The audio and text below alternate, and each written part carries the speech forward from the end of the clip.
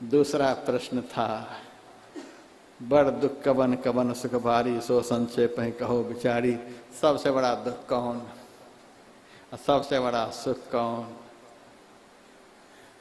नहीं दरिद्र सम दुख जग माही, संत मिलन सम सुख कछु नाही। दरिद्रता से बढ़कर संसार में कोई दुख नहीं। और शास्त्र में दरिद्र किसको कहा गया? धनहीन को दरिद्र नहीं कहा गया, पुत्रहीन को दरिद्र नहीं कहा गया। को वा दरिद्रो? आचार्य शंकर से पूछा, इस संसार में सबसे बड़ा दरिद्र कौन है? का विशाल तृष्णा, जिसके अंदर में दिन रात हाय हाय हाय हाय हाय हाय लगा हुआ है, वही सबसे बड़ा दरिद्र है। हाय हाय से जो रहित है, वही सबसे बड़ा धनवान है। फिर पूछा गया, श्रीमांक्ष को सबसे बड़ा धनवान कौन? धनवान तो मेरे पास बहुत आते हैं, लेकिन हम नहीं कुछ समझते हैं। धनवान हम क्या दुनिया को समझेंगे? रावण से ज्यादा धनवान कोई होगा अभी? दुर्योधन से ज्यादा धनवान कोई होगा? शास्त्र ने उनको मनुष्य भी नहीं कहा, राक्षस कहा है। दुनिया की दौलत वाले को संत ने, शास्त्र ने राक्षस कह दिया। धन तो राक्षस के पास भी था, इतना था कि आज दुनिया में किसी के पास नहीं है। जो धन आदमी को राक्षस बना दे, उस धन का महत्व साधु नहीं समझते। श्रीमांक्ष को, इस संसार में सबसे बड़ा धनवान कौन? समस्त तोष, जिनके अंदर सब प्रकार से संतोष है। कल मैंने संतोष की व्याख्या की थी, अब दोहराने का समय नहीं है। YouTube पर आप लोग कल के भाषण को सुन सकते हैं। सुबह जो भाषण हुआ था, संतोष की व्याख्या हुई थी। श्रीमांश को यस्त समस्त तोष, श्रीमान वही है जो सब तरह से संतुष्ट हो गया है। साईं इतना दीजिए जामे कुटुंब समाय, मैं भी भूखा न रहूं साधु न भूखा जाए। समस्त तोष। काकभूषण जी ने कहा, भजन रूपी धन से जो हीन है, वही आदमी सबसे बड़ा दुखी है। भजन रूपी धन से हीन, वही सबसे अधिक दुखी है। हाय हाय हाय हाय लगा हुआ रहता है। और सबसे बड़ा सुख कौन? काकभूषण जी ने सुख की परिभाषा थोड़ा बदल दी। सबसे बड़ा सुखी कौन? काकभूषण जी ने कहा, जिनको जीवन में जन्म जन्म के पुण्य से संत मिल गए, वो सबसे ज्यादा सुखी है। संत मिलन सम सुख कछु नाही। जीवन में संत मिल गए, इससे बड़ा सुखी क्या बात हो सकती है? सबसे बड़े सुखी। मेरे से किसी ने राजस्थान में पूछा, महाराज बचपन से महात्मा बने अब तक में क्या मिला? मैंने कह दिया, बहुत बड़ा दलाल मिल गया। महाराज क्या आप बोलते हो? हाँ दलाल मिल गया। क्या मतलब हुआ? मैंने कहा, दलाल का क्या मतलब होता है? तो दलाली करना यही दलाल का काम है। जमीन का सौदा नहीं हो रहा है, जो जितना लफड़ा वाला जमीन है दलाल को सौंप दो। ज्यादा लफड़ा वाली जगह होगी तो ज्यादा लेंगे वे पैसे, इतने पैसे लेंगे कमीशन। जितना लफड़ा उतना अधिक कमीशन। लड़की की शादी के लिए आजकल दलाली हो रही है, लड़के की शादी के लिए दलाली हो रही है। कितनी भी कानी कुबड़ी लड़की क्या न हो, लड़के वाले के सामने इतनी बड़ाई कर देंगे, इतनी बड़ाई कर देंगे, ये तो IAS कंप्लीट करने वाली है, ये है वो है, रिझा बुझा करके रिश्ता करा ही देंगे। यही दलाल का काम है। कमीशन खूब ठोक बजा करके लेते हैं। उलझा हुआ काम को सुलझा करके आदमी को खुश कर देना, यही दलाल का काम है। मैं भक्तों से पूछता हूँ, दुनिया का सबसे उलझा हुआ काम कौन सा है? सबसे उलझा हुआ मामला, जो मामला सुलझ जाए तो संसार में कोई उलझन नहीं जीवन में रह जाए। जिस मामला को सुलझे बगैर कभी उलझन छूटे ही नहीं, वो कौन सा उलझन है? सुंदरदास जी ने कहा, परमात्म से आत्मा जुदा रहे बहुकाल, सुंदर मेला कर दिया सतगुरु मिला दलाल। सृष्टि के आदि काल से यह परमात्मा से आत्मा बिछड़ा हुआ है, यही उलझा हुआ मामला। 3.5 हाथ के शरीर में दोनों रहते हैं, मामला इतना उलझा कि आज तक दर्शन नहीं। यह मामला यदि सुलझ जाए तो कुछ बाकी रहेगा, नहीं सुलझे तो सब कुछ बाकी ही रहेगा। इस मामला को जो सुलझा दे वही दुनिया का सबसे बड़ा दलाल। सुंदर मेला कर दिया सतगुरु मिला दलाल। उस उलझन को सुलझाने वाला जो दलाल, उसी को सदगुरु कहते हैं, उसी को संत कहते हैं। और इतना बड़ा उलझन को सुलझा देते हैं। विशेषता संत सतगुरु की यही है कि कमीशन नहीं लेते, बिना कमीशन के। काहू से न रोष तोष, काहू से न राग द्वेष, काहू से न बैर भाव, काहू से न घात है, काहू से न लेन देन, काहू से न दुष्ट बैन। ब्रह्म को विचार तजी और न सुहात है, सुंदर कहत सोई ईशन को महाईश, सोई गुरुदेव जाके और हो न बात है। काहू से न लेन देन, ये लेन देन ये संत सदगुरु का धंधा नहीं है। इस धंधा को तो आज ढोंगियों ने अपना लिया। मेरा कार्यक्रम होने वाला था हैदराबाद में, वहाँ के धर्म प्रेमियों ने मेरे से कहा, महाराज आप जो आओगे सत्संग करने के लिए पैसे कितने लोगे? मैंने कहा हाय हाय कैसा प्रश्न कर दिया, कितना पैसा लोगे? मैंने कहा ये पैसे की बात कैसे तूने शुरू कर दी? महाराज यहाँ तो पैसे पर ही सत्संग होता है, पैसे पर सत्संग होता है। पहले बता देते इतने पैसे लेंगे, गाड़ी के इतने किराए लेंगे, खाने के ये सब लेंगे, इसके इतने लेंगे, उसके उतने लेंगे, दक्षिणा इतने लेंगे। हाय हाय, सदगुरु धर्म को बेचने लग गए। संत आज धर्म को बेच करके पैसा कमा रहे हैं, भगवान के नाम को बेच बेच करके पैसे कमा रहे हैं। लोग खूब दे भी रहे हैं, जैसे को तैसे मिले मिले, मूछ को मूछ, दाढ़ी को दाढ़ी, मिले मिले छूछ को छूछ। जैसे लोग वैसे संत उनको मिल जाते हैं। मेरे पास 2-4 लोग आए थे अमेरिका से, महाराज हम आपसे ध्यान सीखना चाहते हैं। मैंने कहा बैठो सिखाते हैं।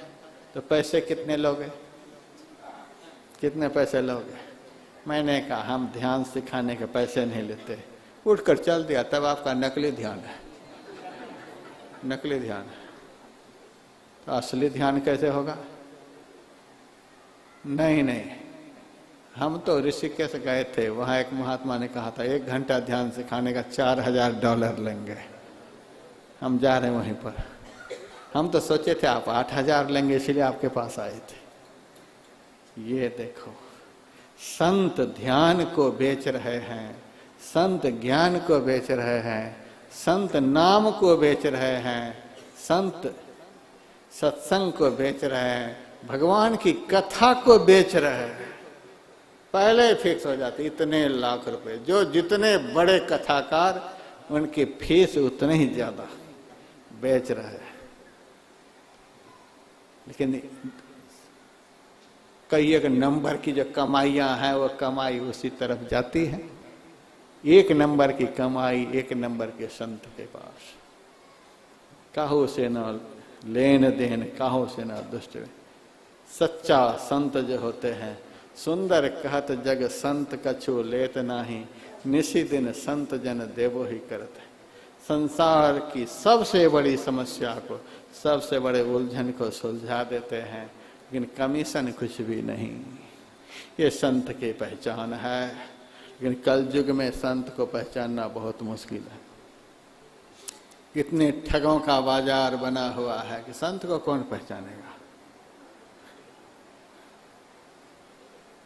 चेले के हाथ में 3 अंगूठी, संत के हाथ में 9 अंगूठी। 9 अंगूठी किस लिए?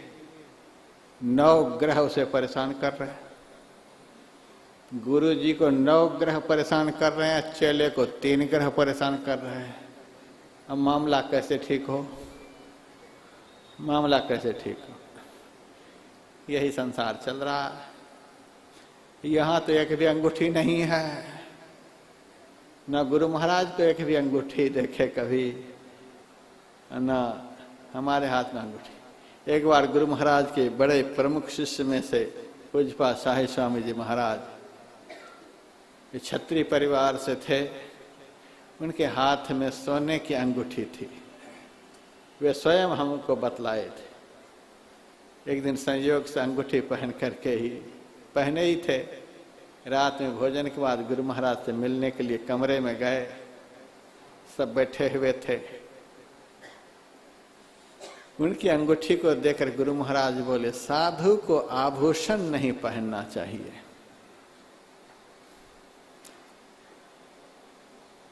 साईं बाबा से प्रत्यक्ष में नहीं बताए, बस इतने ही गुरु महाराज बोले, साधु को आभूषण नहीं पहनना चाहिए।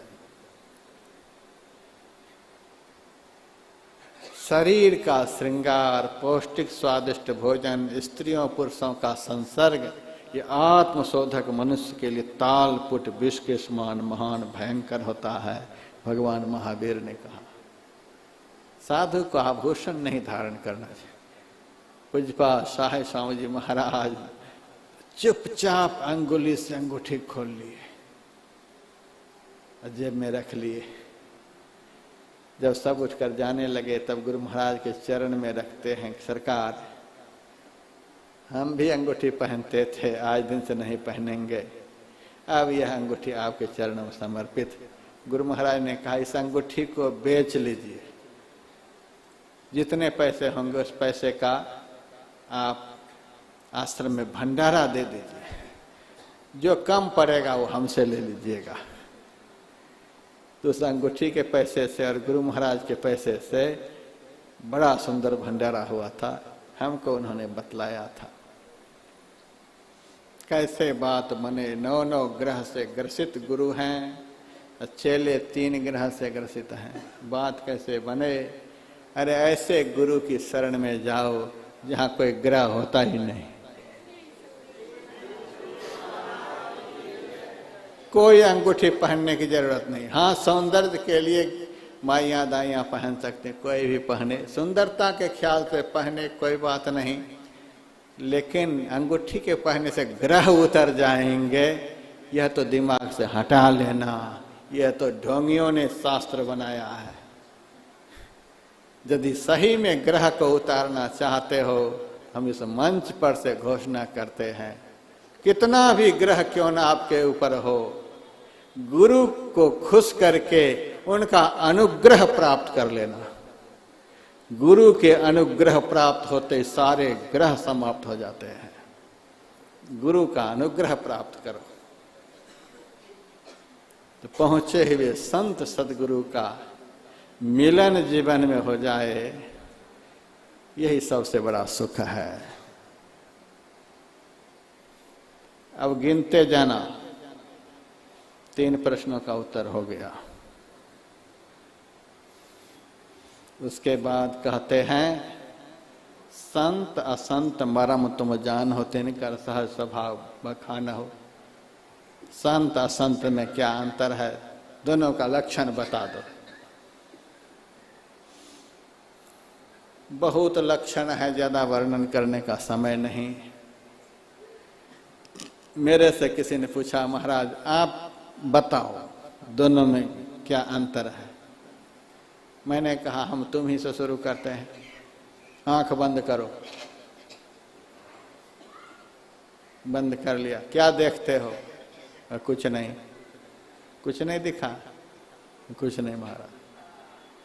जिनको आंख बंद करने पर कुछ भी नहीं दिखे उसी को असंत कहते हैं। जिनको आंख बंद करने पर सब कुछ दिख जाए उसी को संत कहते हैं। जो सब कुछ देखे अपने अंदर में वो संत हैं। जो अंदर में सब कुछ के रहते हुए कुछ भी नहीं देखे उन्हीं को असंत कहते हैं। यही दोनों का लक्षण। 4 प्रश्न का उत्तर हो गया। अब 5वां प्रश्न है, सबसे बड़ा पुण्य कौन सा है? जिससे बड़ा कोई पुण्य नहीं। काकभूषण जी महाराज ने कहा, मन वचन कर्म से किसी को दुख नहीं देना। न मन से किसी को दुख देना है, न वाणी से किसी को दुख देना है, न कर्म से किसी को दुख देना है। मन वचन कर्म से किसी को दुख नहीं देना, किसी भी प्राणी को कष्ट नहीं देना। यह जो अहिंसामय व्रत है यही सबसे बड़ा पुण्य है। मन वचन कर्म से सबको दुख देना यही सबसे बड़ा पाप है। दूसरे की निंदा करेंगे तो जिनकी निंदा करेंगे उनको जब पता चलेगा कि वह आदमी हमारी निंदा करता है तो उनको दुख होगा। कभी भी किसी की निंदा मत करना। आदमी दुखी होता है, आहा हम इतना उनके लिए करते हैं, वो हमारी निंदा करता है, हमारे गुण में दोष निकालता है। मन वचन कर्म से किसी भी प्राणी को कष्ट नहीं देना यह सबसे बड़ा पुण्य है। मन वचन कर्म से सबको कष्ट देना यही सबसे बड़ा पाप है। 6 प्रश्न के उत्तर हो गए। अब 7वां तो पहले ही खुलासा कर ही दिया था। सुनहु तात अब मानस रोगा, जहिते दुख पावहि सब लोगा। काम बात कफ लोभ अपारा, क्रोध पित्त छाती जारा। प्रीति करे जौ तीनों भाई, उपजय सन्निपात दुखदाई। विषय मनोरथ दुर्गम नाना, ते सब सूल नाम को जाना। ममता दाद कंठ ईर्षाई, हर्ष विषाग गर्भ बहुताई। तृष्णा उदर वृद्धि अति भारी, तरुण ईष्णा त्रिविध तिजारी। यही विधि जुग मत्सर अविवेका, कहाँ लगे कहाँ कुरोग अनेका। मन में काम क्रोध आदि दुर्विकार जो होते हैं वे ही रोग हैं। ये ही मन के रोग हैं। मन में विकार का उत्पन्न होना यही मन का रोग है। थर थर कांपने लगे गरुड़ जी, यह रोग कैसे मिटेगा? काकभूषण जी महाराज कहते हैं, रघुपति भगति सजीवन मूरी, अनुपान श्रद्धामति पूरी। संत सदगुरु जो आंतरिक साधना की विधि बतलाते हैं वही साधना की विधि इस रोग की जड़ी है। जो सब मैंने शुरू में बताया था ध्यान भजन के विषय में वही जड़ी है। इस जड़ी को पी जाना है, यानी जीवन में उतार देना है। ध्यान साधना की जितनी बातें हुई उस बातों को जीवन में उतार लेना है। रघुपति भगति सजीवन मोरी, अनुपान श्रद्धामति पूरी। आयुर्वेदिक चिकित्सा चल रही है। आयुर्वेदिक दवाइयाँ जब दी जाती हैं तो कहते हैं वैद्य कि दूध के साथ यह दवाई लेना, शहद के साथ दवाई लेना, उनके साथ अनुपान, दवाई के साथ कुछ मिला करके लेना है, उसको अनुपान कहते हैं। और यदि अनुपान नहीं लेंगे, ऐसे ही दवाई खा जाएंगे, दवाई काम नहीं करेगी। तो भक्ति आप करें, यह तो संजीवनी जड़ी है। ध्यान आप करें, यह संजीवनी जड़ी है। लेकिन अनुपान इसके साथ श्रद्धा, श्रद्धा के साथ आप भजन करें। श्रद्धा समन्वित होकर के, विश्वास डामाडोल नहीं हो। गुरु ने कहा अब तक कहाँ कुछ हो रहा है, नहीं हो रहा है, हमारे में कमी है। दृढ़ विश्वास के साथ, अटल श्रद्धा के साथ भजन करना, यही है अनुपान। सदगुरु वैद वचन विश्वासा, सदगुरु के वचनों पर पूर्ण विश्वास हो। संयम यह न विषय के आशा। वैद्यराज कह देते हैं इस दवाई को लेते समय लाल मिर्च मत खाना, खटाई मत लेना, ये नहीं लेना, वो नहीं लेना। तो गुरु महाराज कहते हैं संयम यह न विषय के आशा। ध्यान करने वाले को क्या सब त्याग करना चाहिए, किसका संयम करना चाहिए? तो 5 जो विषय हैं, रूप रस गंध स्पर्श शब्द, इन विषयों का त्याग। विषवत विषयान त्यज, यही संयम है भक्ति के साथ। विषय भी भोगते रहेंगे, ध्यान भी करते रहेंगे, तो दवाई रिएक्शन कर जाएगी। रिएक्शन तो कर ही रही है, खूब रिएक्शन कर रही है। इतना सत्संग, इतना भजन, तो भी जीवन में कोई सुधार नहीं, तो रिएक्शन है। यही विधि भले ही सुरोग न साही, नाही तो जतन कोट नहीं जाही। ये सब इलाज भी बतला दिया गया। काकभूषण जी महाराज ने कहा यदि इन सब बातों पर ध्यान देंगे तो मन का रोग समाप्त हो जाएगा, जीवन स्वस्थ हो जाएगा। गरुड़ जी ने कहा इन सब संसाधनों के द्वारा हमारा मन स्वस्थ हो जाएगा। तो स्वस्थ मन की क्या पहचान है? हमारा मन स्वस्थ हो गया। तो काकभूषण जी महाराज ने कहा सुमत क्षुधा बाढ़ नित नई, विषय आस दुर्बलता गई। ध्यान सत्संग करने में यदि खूब मन लगे, बिना कहे ही ध्यान पर बैठने की इच्छा बारंबार होती रहे, बिना कहे ही सत्संग में जाने की बारंबार इच्छा हो, यह नहीं कि फर्जादा करने के लिए आ गए, बुलाए थे लाल बिहारी जी तो क्या करते, आना ही पड़ा, फोन बारंबार किए थे इसीलिए आ गए, नहीं फोन जाता तो टरका देते।